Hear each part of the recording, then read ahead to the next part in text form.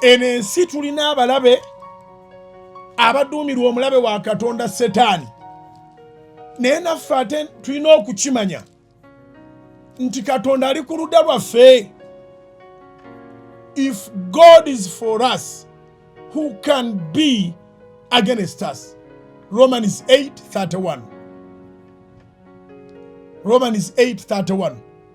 Mukama bw'aba ku luyi lwaffe, omulabe waffe yaluwa?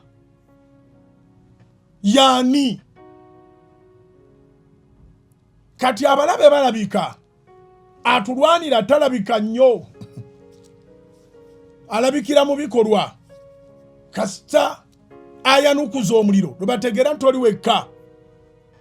Falaawo yamala kulaba liiso lya Mukama ekkambwe. Exodus chapter 14 ojja gyesomera.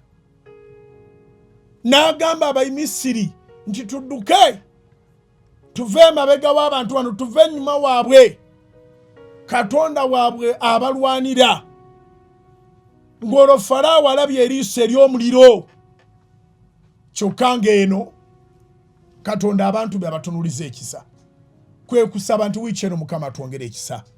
Kwe kusaba nti ekisiibo kino Katonda atwongere ekisa. Tutambulira ku bunkenke. Otuuka ku palamenti nga babaka bagamba n'otomala galya. Abaliwo baasoma. Akasaala kaabwe kalungi. Bantu b'abantu. Bakiikirira bantu. Nyine bagamba ono ssebo oba okyagala obalamu tomala galya.